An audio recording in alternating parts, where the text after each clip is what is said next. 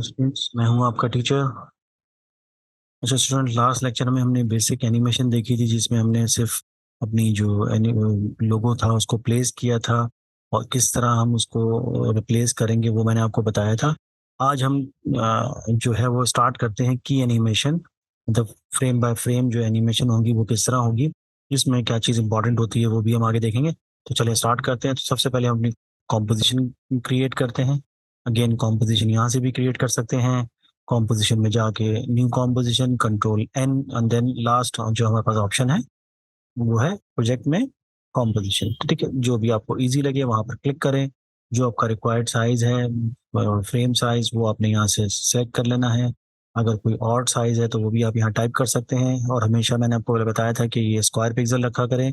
ठीक है, क्योंकि हम जब कोई चीज़ आउटसोर्स लेके आते हैं इलस्ट्रेटर या फोटोशॉप से, उसमें कोई ऐसा ऑब्जेक्ट जो सर्कुलर फॉर्म में हो या रेक्टेंगुलर फॉर्म या क्यूब फॉर्म में हो, तो वो यहाँ पर आपके पास as it is same place होना चाहिए और उसका व्यू भी सेम आना चाहिए।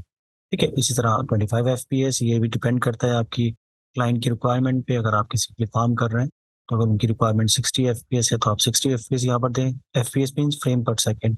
रेजोल्यूशन फुल, इसको बाद में भी चेंज कर सकते हैं। और duration again according to your animation जो आपको करनी है। जैसे हमने यहाँ पर भी 20 सेकेंड्स की एनिमेशन करनी है। बैकग्राउंड अगर आप वाइट चाह रहे हैं तो वाइट रख लें, बाद में भी चेंज कर सकते हैं। जैसे मैंने ओके किया तो ये हमारी कॉम्पोजिशन क्रिएट हो गई है। कलर में आपने कहा कि ये वाइट नहीं कोई और होना चाहिए, तो लॉन्ग वे में जाएंगे तो कॉम्पोजिशन, कॉम्पोजिशन सेटिंग, कंट्रोल के।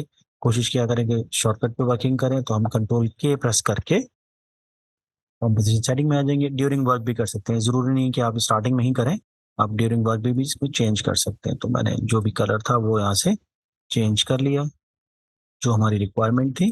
ठीक है, तो ये हो जाएगा।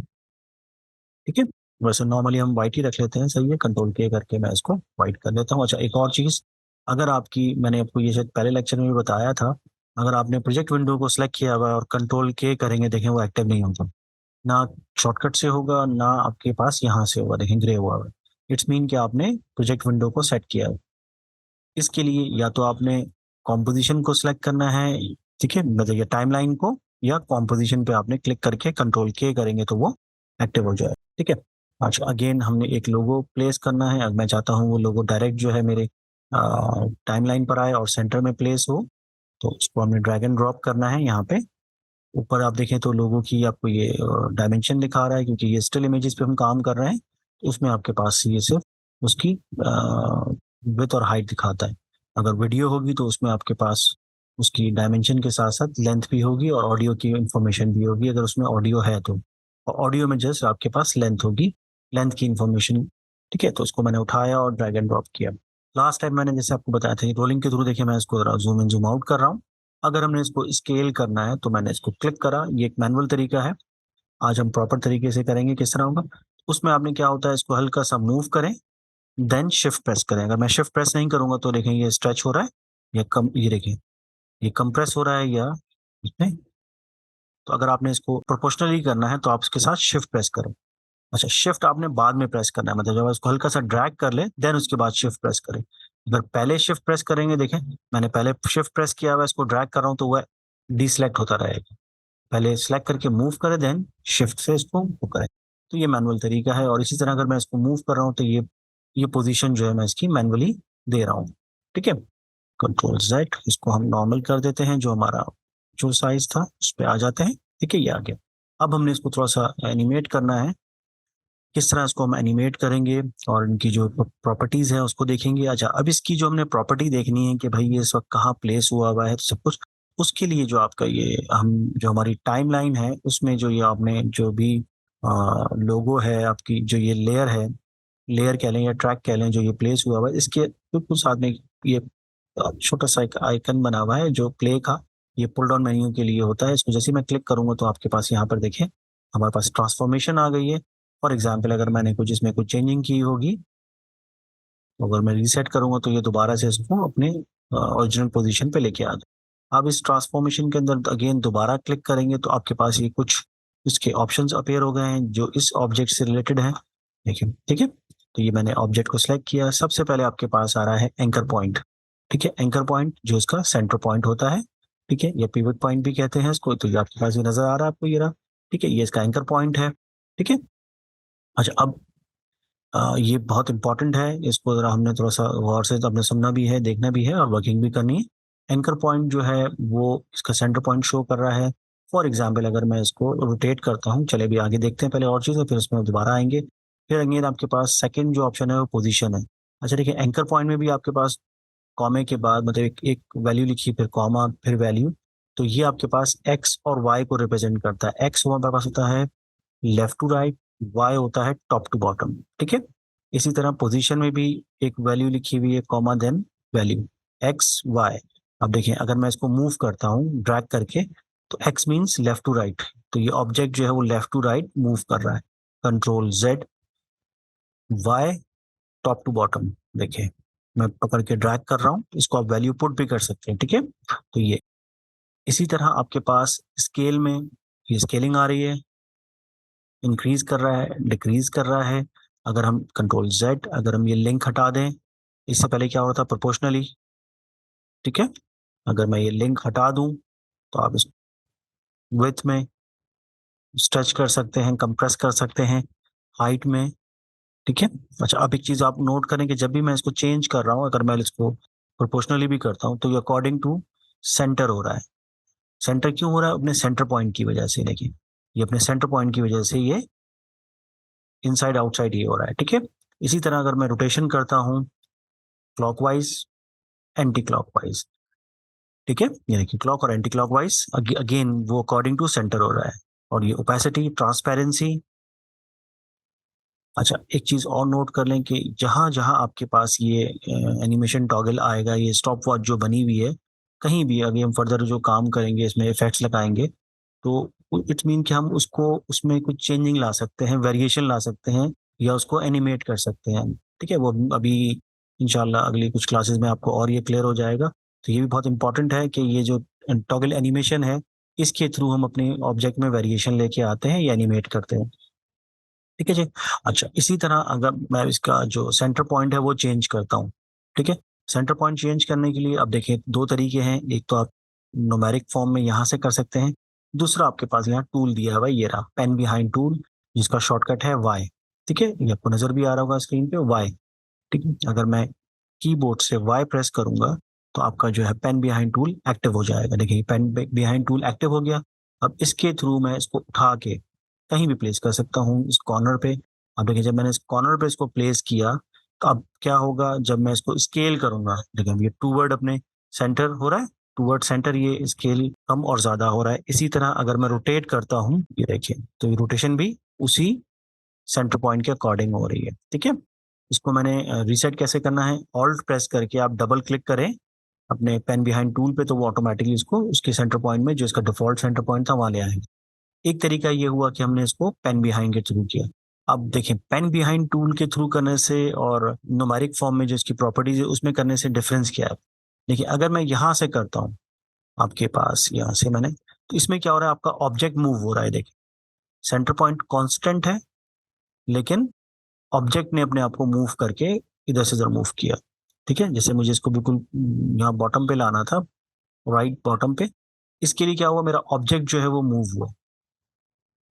लेकिन अगर हम पेन भी आएंगे थ्रू करते हैं, तो उसमें आपका ऑब्जेक्ट कांस्टेंट रहता है और सेंटर पॉइंट मूव होता है। ये बहुत इंपॉर्टेंट चीज है, इसको जरा दिमाग में रखिएगा। देखिए, तो आप चाहते हैं कि आपकी ऑब्जेक्ट की प्लेसमेंट चेंज ना हो, तो हम कौन सा यूज करेंगे, टूल को यूज करेंगे। ठीक है। अगर आप प्लेसमेंट को चेंज करना चाह रहे हैं और जो उसका सेंटर पॉइंट है वो कांस्टेंट रहे, तो फिर यहाँ से हम इसको करेंगे, सेट करेंगे। ठीक है। तो ये छोटी सी इसकी इन्फॉर्मेशन थी। अब जरा थोड़ा सा आगे चलते हैं। अब हमने एक छोटी सी एनिमेशन करनी है, जो ज्यादा हम प्रोलॉन्ग नहीं करेंगे, कि आपको पहले एनिमेशन की बेसिक समझ में आ जाए। देखिए, जब भी कोई चीज आपके पास प्लेस हुई हुई हो अपनी पोजीशन पे, जिसका इस वक्त ये बिल्कुल अपनी एग्जैक्ट पोजीशन पे प्लेस हुई हुई है, जो हमें रखनी थी अपनी ओरिजिनल पोजीशन पे रखी हो, तो उसकी एनिमेशन हम किस तरह करते हैं। सबसे पहले अच्छा देखिए, एक और चीज आपको अभी हम क्लियर करते हैं कि जब मैं इस स्टॉप वॉच पे क्लिक करता हूँ पोजीशन की, तो जैसे मैं क्लिक करूंगा, तो यहाँ आपके पास ये की फ्रेम ऐड हो गया। इसको प्लस से जूम करके देख लें, ये रहा, ये आपके पास एक की फ्रेम ऐड हो गया है। ठीक है ना, जो मैंने यहाँ इसको एक्टिव किया। उसकी वजह से यहाँ पर एक की फ्रेम ऐड हो गया, जो इसकी इस वक्त पोजीशन बता रहा है, या आप कह रहे हैं प्लेस बता रहा है कि इस वक्त ये कहाँ रखा हुआ है। ठीक है, तो एक दफ़ा एक्टिव करने के बाद हमने, एक होता है फ्रेम, एक होता है की फ्रेम। अभी मैं आपको उसका यहाँ से थोड़ा सा डेमोस्ट्रेट करके भी दिखा दूंगा। तो सबसे पहले हमने क्या किया, बिल्कुल जीरो फ्रेम पे रहते हुए हमने यहाँ से इसका जो एनिमेशन टॉगल था उसको ऑन किया, जिसकी वजह से एक की प्लेस हो गई। अब मुझे 10 फ्रेम आगे जाना है, तो मैंने आपको क्या बताया था कि शिफ्ट के साथ पेज डाउन, या फिर यहाँ आके आप 10 टाइप कर दें। ठीक है, तो हम ये 10 फ्रेम आगे आ गए। ठीक है, अब इस चीज को अगर आपने समझना है, तो मैं 10 फ्रेम आगे आने के बाद दोबारा मुझे एक और की ऐड करनी है, तो अब हम यहाँ क्लिक नहीं करेंगे, अब हम क्लिक करेंगे यहाँ पे। तो उससे क्या होगा, एक और की फ्रेम ऐड हो जाएगा। ठीक है, तो 0 फ्रेम पे भी हमारे पास एक की फ्रेम ऐड हुआ है, और यहाँ पे भी हुआ है। ठीक है, अब जब मैं इसको प्ले कर रहा हूँ तो कोई भी फर्क नहीं आ रहा। क्यों? क्योंकि इस वक्त जो है इसमें कोई एनिमेशन हो ही नहीं रही, क्योंकि एनिमेशन के लिए किसी भी ऑब्जेक्ट में with in a time changing आना मस्ट है। तो जो इस वक्त नहीं आ रही है, देखिए अपनी जगह ये मूव होता हुआ यूं जा रहा है। ठीक है, तो मैंने जैसे बताया कि जब कोई चीज़ आपके पास ऑलरेडी अपनी प्लेस फॉर्म में हो, जैसे इस वक्त है, तो 2 की लगाएं, एक यहाँ पे, मतलब यहाँ पे जितना आपको उसको प्ले करवाना है, जितनी ड्यूरेशन में रखनी है वहां पर रखने के बाद अगेन फर्स्ट की पर आएंगे। अब देखें, फर्स्ट की पे आने का एक शॉर्टकट भी है, मैं तो ये ड्रैग करके आ रहा हूँ। तो फर्स्ट की पे या प्रीवियस की पे आने के लिए एक तो आप यहाँ जा सकते हैं, ये रहा, इसी में जहाँ आपने इसको एक्टिव किया था, ये रहा, गो टू प्रीवियस की, ये रहा, और गो टू नेक्स्ट। ये बीच वाला जो है वो पॉइंट ऐड करने के लिए, और इसका शॉर्टकट है जे। देखिए, जे जो है वो प्रीवियस की पे जाने के लिए, और के जो है वो नेक्स्ट की पर आने के लिए। ठीक है, जे प्रीवियस, के नेक्स्ट। तो मैं प्रीवियस की पर आया, प्रीवियस की पे आने के बाद मैंने इस ऑब्जेक्ट को पकड़ के बाहर निकाल लिया। कैसे? एक्स एक्सिस पे बाहर निकाल, मैनुअली भी कर सकते हैं। देखिए मैनुअल कैसे, दोनों करके दिखाता हूँ आपको कि आपके लिए इजी हो जाए। अगर आपने मैनुअल करना है तो पहले अब की फ्रेम पे आ गए हम, उसको एक्टिव करना जरूरी नहीं, मतलब आपने उस की फ्रेम पे आना मस्ट है, एक्टिव करना जरूरी नहीं है। इसको पकड़ के आपने पहले मूव किया, देन शिफ्ट प्रेस किया। शिफ्ट से क्या होगा, प्रोपोर्शनली जाएगा। अगर मैं शिफ्ट प्रेस नहीं करता तो हाथ मूव होने की वजह से देखिए नीचे ऊपर हो रहा है, तो शिफ्ट प्रेस कर लिया करें, उससे आपके क्या होता है, प्रोपोर्शनली। अब जब मैं इसको प्ले करूंगा तो ये देखिए, तो हुआ क्या कि क्योंकि पहली की पे इसकी जो पोजीशन थी वो बाहर थी, और अगली की पे इसकी पोजीशन अंदर थी, तो जिसकी वजह से इसने क्या करा, इसको प्ले करते हुए जैसे ही वो इस की से दूर होना शुरू होता है, तो ये एनिमेशन शुरू हो जाएगी, और जैसे ही उस की के करीब जा रहा है तो वो आपको उसकी पोजीशन को शो करना शुरू कर देता है। ठीक है, ये तो था हमारा मैनुअल तरीका। दूसरा तरीका क्या है, कंट्रोल जेड करके पीछे आए, टाइम इंडिकेटर को मैंने यहीं रखा, और यहाँ से एक्स एक्सिस पे इसको बाहर निकाल दिया। देखिए, अब जब मैं प्ले कर रहे हैं तो ये जा, अब ये जो एनिमेशन हमारी हुई है वो 10 सेकेंड्स की है, सॉरी 10 फ्रेम की है। ये देखिए, बहुत तेज हो रही है, इसको मुझे स्लो करना है, मुझे इसको लेके जाना है तकरीबन, हम कर लेते हैं तकरीबन 1 सेकेंड 5 फ्रेम, यहाँ तक मुझे करनी थी। तो इस की को उठाएंगे, मूव करके फिर शिफ्ट प्रेस कर देंगे। शिफ्ट जो है ना वो टाइम इंडिकेटर पे जाके इसको स्टिक करेगा, ये देखिए स्टिक हो रहा है। तो अगेन, ये पहले भी लेक्चर्स में बता चुका हूँ कि आपने टाइम इंडिकेटर को वहाँ प्लेस करके सारा काम करना होता है। तो मैंने प्लेस किया पहले, तो इसको मूव किया। आप देखेंगे इन दोनों के दरमियान जितना गैप बढ़ेगा उतनी एनिमेशन स्लो होगी। देखिएगा, उसको पकड़ के मैं और दूर ले जाता हूँ 4 सेकंड तक, फॉर एग्जाम्पल, ये देखिए अब ये स्लो हो गई क्योंकि हमारा टाइम ड्यूरेशन बढ़ गया है। क्लियर? Control Z. अच्छा, तो यहाँ तक आई होप आपको क्लियर हो रहा होगा, कोई प्रॉब्लम नहीं हो रही होगी। तो यहाँ तक देखें ये आ गया। उसके बाद मुझे दिखाना है कि ये कुछ देर कांस्टेंट रहे और आगे निकल जाए। तो कांस्टेंट के लिए कितना टाइम के लिए आपने कांस्टेंट करना है, आप मैनुअली भी मूव कर सकते हैं। मैं मैनुअली यहाँ तक लाया 3 सेकंड तक, और इसको सिलेक्ट किया कंट्रोल। अच्छा, कांस्टेंट के लिए हमेशा जो प्रीवियस की है ना उसको कॉपी कर दें। जैसे ये वाली की है ना, कंट्रोल सी, कंट्रोल वी। जब कंट्रोल वी करूंगा तो प्लेस कहाँ होगी, जहां आपने वो टाइम इंडिकेटर रखा हुआ। इसका मतलब क्या है कि जो वैल्यू इस की है वही वैल्यू इस की है। जब मैं इसको प्ले करता हूँ, देखिए यहाँ से तो प्ले हो रहा है, यहाँ तक तो प्ले इसमें मूवमेंट आ रही है, लेकिन यहाँ नहीं आ रही। क्यों? क्योंकि दोनों की वैल्यू सेम है। फिर हमने टाइम को आगे बढ़ाया शिफ्ट पेज डाउन से। ठीक है, अब इसको मुझे लेफ्ट साइड पे ले जाते हैं, चले। अच्छा, अब बार बार आपको की लगाने की जरूरत नहीं है। जब आपने एक दफा इसको ऑन कर दिया है तो यहाँ से की ऐड करने की जरूरत नहीं है। जैसे ही इसमें हल्की सी भी वेरिएशन आएगी, अगर देखें, ये भी मैं आपको बहुत इंपॉर्टेंट चीजें हैं जो आप नोट पे, अगर मैं की पे रहते हुए इसमें कोई चेंजिंग लाऊंगा तो कोई की नहीं लगेगी। क्यों? क्योंकि वहाँ पर ऑलरेडी की लगी हुई है। लेकिन जहां मैं टाइम को चेंज करने के बाद इसमें कोई चेंजिंग लाता हूँ तो ऑटोमेटिकली की ऐड हो जाएगी, क्योंकि इस टाइम पे कोई की नहीं है। तो जैसे ही मैं इसको मूव करता हूँ, कुछ भी करता हूँ, एक्स या वाई की वैल्यू में चेंजिंग लाता हूँ। जरूरी नहीं है कि हम ऑब्जेक्ट को सीधा ही निकालें, हम ऊपर भी कर सकते हैं। जैसे मैं चाहता हूँ कि ऊपर चले जाए, तो ये देखें, शिफ्ट के साथ प्रेस करके करेंगे थोड़ा सा फास्ट हो जाएगा। तो कुछ एनिमेशन किस तरह बनी है कि आपकी ये आए यहाँ से यहाँ तक कांस्टेंट, कोई चेंजिंग, देन ऊपर चली गई। ठीक है, ये देखिए, ये ये कांस्टेंट टाइम है और यहाँ पे ये, ठीक है। बस कीज को आपने बड़ा थॉरली देखना है कि किस तरह काम क्या होता है। अब मुझे ये दिखाना है जिस जगह ये कांस्टेंट हुआ है इसी टाइमिंग पे ये रोटेट करे। अब यहाँ हमारा काम देखें थोड़ा सा वो हो गया है कि जिस जगह ये कांस्टेंट हुई है वहां से ये रोटेट करे पूरा 360। अब उसके लिए क्या करेंगे, हम रोटेशन पे आएंगे और की लगाएंगे। की लग गई? ठीक है, की लगाने के बाद अब मुझे नेक्स्ट की पे जाना है। शॉर्टकट क्या बताया था मैंने आपको? के से मैं आगे आ गया। फिर मैंने दोबारा, अच्छा, की लगाने की जरूरत नहीं है, मैंने अभी आपको अभी थोड़ी देर पहले ही बताया था कि अगर जब हम टाइम को चेंज करते हैं, क्योंकि रोटेशन में कोई यहाँ पर की नहीं है, अब मैं जैसे ही वैल्यू में कोई चेंजिंग लाऊंगा वो ऑटोमेटिकली इसको की लगा देगी। यहाँ मैंने इसको कर दिया 360। जैसे ही 360 करा, की लग गई। तो देखिए, उसकी जो रोटेशन है वो कहाँ से होगी, जब स्पेस बार से प्ले करते हैं तो जब इस टाइम पर आएगा ये देखिए, जैसे ही वो यहाँ आए ये, और उसकी एनिमेशन जो है वो यहाँ खत्म होगी रोटेशन की। लोग बहुत से गलतियां करते हैं कि की प्लेसमेंट में गलती करते हैं, वो एक पहली की जो है वो स्टार्टिंग से लगा देते हैं। अगर रिक्वायरमेंट है तो सही है, नहीं है तो फिर आपको ये कहते हैं कि भाई ये जो मैं जब भी मैं प्ले करता हूँ तो वो स्टार्ट से रोटेट होते हुए आ रही है। क्यों आ रही है? क्योंकि आपने जो प्लेसमेंट है वो फर्स्ट की को वहां कर दिया है। तो इसकी फर्स्ट की को आपने पकड़ के यहाँ रखना है। ठीक है, अब ये क्लॉकवाइज घूम रही है, एंटी क्लॉक भी कर सकते हैं। अच्छा, ये सिंगल टाइम मूव हुई है। अच्छा, मोस्टली जो आपकी रोटेशन में जो है ना, फर्स्ट की 0 होती है, सेकंड की में चेंजिंग आती है। तो हमने जब सेकंड की में इसको 360 करा तो यहाँ देखेंगे, यहाँ टाइम्स 1 आ गया है। ठीक है, 1 टाइम ये कंप्लीट करिए। अगर मुझे इसको 2 टाइम्स घुमाना है तो एक तरीका तो ये कि यहाँ पर आप 0 करके यहाँ लिख देंगे 720, या डायरेक्ट यहाँ पर आप 2 कर दें।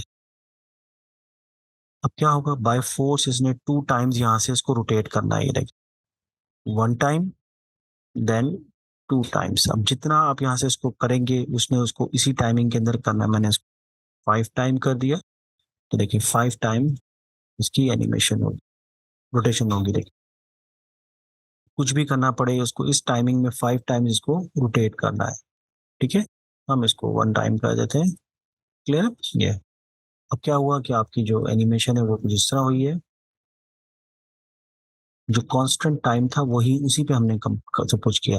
अब इसी कांस्टेंट टाइम में मुझे दिखाना है कि ये स्केल हो, फिर दोबारा से ये नॉर्मल हो जाए। तो हम स्केल पे की लगाएंगे किस टाइमिंग पे, जहाँ ये कांस्टेंट हुआ था, के से आगे आएंगे अगली कीज पे, की लगाएंगे तो यहाँ पे भी आपकी जो स्केल है वो सेम है, पीछे भी सेम है। अब मिड में आके आप इसको एक नई की लगाएंगे, या अपनी जो स्केलिंग है उसको चेंज करेंगे, वो ऑटोमेटिकली की लग जाएगी। ये ठीक है। अब क्या होगा, जब हम प्ले करेंगे तो जैसे ही कांस्टेंट टाइम में आएगी, स्केलिंग भी हो रही है, रोटेशन भी हो रही है। ठीक है, यहाँ पर आपकी स्केलिंग नॉर्मल थी, यहाँ हमने उसको बढ़ाया, देन दोबारा से वही नॉर्मल हो। अब इसी टाइमिंग में आप चाह रहे हैं कि इसकी ओपेसिटी भी कम ज़्यादा हो, तो हम क्या करेंगे, अच्छा, कीज बाद में भी लग सकती हैं, पहले भी लग सकती हैं। मतलब आप चाहें तो पहले लास्ट वाली की लगा दें फिर स्टार्ट पे आ जाए तो वो कोई मसला नहीं है। देखिए, मैंने की लगाई, फिर मैं जे से पीछे आया। अब देखिए, जो की उसके ऊपर होगी वो उसको सेंस करते हुए जाएगा। फिर की लगाई, फिर जे से पीछे आया, की लगाई, के से आगे जाके जो हमारी ओपेसिटी की है इसको हमने कम कर दिया तकरीबन 50%। तो ये ट्रांसपेरेंट हो गई। आप चाहे तो इसको 20% कर लें। तो अब होगा क्या, पोजीशन यहाँ से यहाँ तक कांस्टेंट है, लेकिन स्केलिंग में यहाँ उसकी स्केलिंग बड़ी है, यहाँ छोटी होगी, देन दोबारा से वो दोबारा बड़ी हो जाएगी। इसी तरह ओपेसिटी में 100%, 20, देन 100%।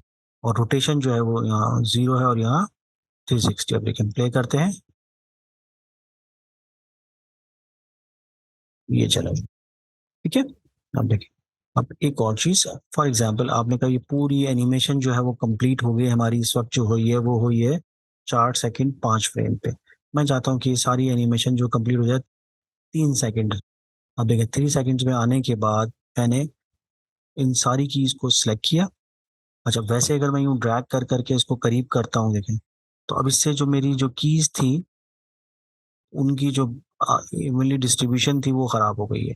ठीक है, मैंने करीब तो कर दिया, लेकिन इसमें मुझे नहीं पता लग रहा कि ये सही है या नहीं है। कंट्रोल जेड करके इसका जो प्रॉपर तरीका है वो ये है कि आप सारी कीज को सिलेक्ट करें, टाइम इंडिकेटर को वहां रखें जहां तक आपने इसको एनिमेट कराना है। फॉर एग्जांपल 2 सेकंड्स, 2 सेकंड्स पे लाया, सारी की सिलेक्ट है। सबसे जो राइट पे जो की है इस वक्त ये वाली, ऑल्ट को कीबोर्ड से प्रेस करें, ऑल्ट प्रेस होना चाहिए, इसको पकड़ के ड्रैग करें और ड्यूरिंग ड्रैगिंग शिफ्ट भी प्रेस कर दें। शिफ्ट से क्या होगा, ये जो लास्ट की है वो स्टिक करेगी आपके जाके टाइम इंडिकेटर पे, देखें हो गई, ये स्टिक कर दी। तो उससे क्या हुआ, इनके दरमियान जो है गैप इवनली डिस्ट्रीब्यूशन के साथ आ गया। आप दोबारा देखें, ऑल्ट प्रेस किया हुआ है, ड्रैग, देखिए इनके दरमियान जो गैप है वो इवनली हो रहा है। ये देखिए शिफ्ट से मैंने यहाँ तक ले आया, एनिमेशन भी थोड़ी फास्ट हो जाएगी, टाइम कम। इसी तरह आपने कहा भाई ये जो है 5 सेकंड से खत्म होनी चाहिए, तो आप 5 तक आए, सारी कीज को सिलेक्ट करें, ऑल्ट के साथ ड्रैग देन शिफ्ट, तो यहाँ देखिए आपके पास ये